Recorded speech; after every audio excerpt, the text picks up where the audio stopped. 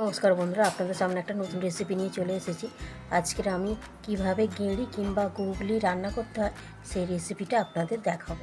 গেঁড়ি কিংবা গুগলিটা আমি পালং শাক, বেগুন, শিম, আলু দিয়ে রান্না করব। সবজিগুলোকে কেটে পরিষ্কার করে নেব। বন্ধুরা, এগুলো সেদ্ধ করে নিয়েছি। গেঁড়িগুলোকে এইভাবে একটা চামচ কিংবা পেরেক দিয়ে এইভাবে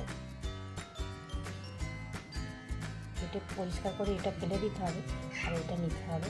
যেভাবে ছাড়াতে হয়, দেখুন কীভাবে ছাড়াতে হয়। এইভাবে কেটে এটা পরিষ্কার করে দিতে হবে, আর এই যে গোল চাকতিটা ফেলে দিতে হবে, এই অংশটা দিতে হবে।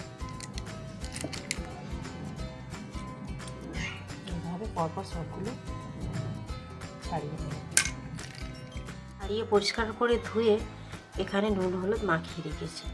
এই ছোলাটাকে ভিজিয়ে রেডি করে নিয়েছি। সবগুলো ধুয়ে পরিষ্কার করে নিয়েছি।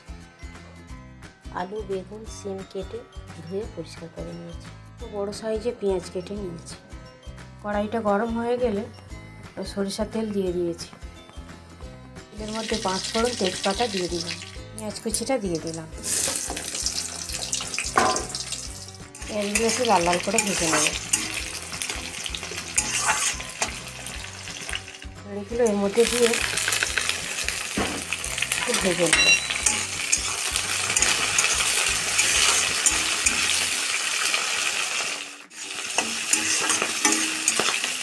লাল লাল করে ভেজে নেব। সবজিগুলো দিয়ে দিলাম। সবজিগুলো একটু লাল লাল করে ভেজে নেব।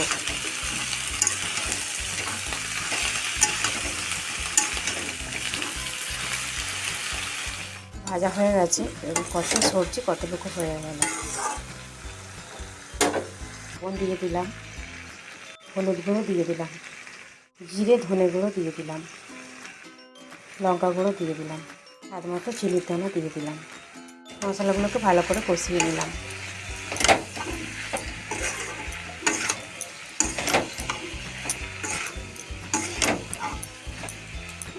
যেন কাঁচা ছোলা দিয়ে দিলাম।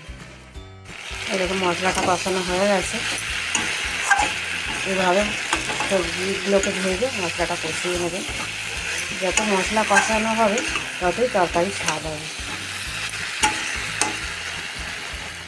পালং শাকগুলো এটা দিয়ে দিলাম।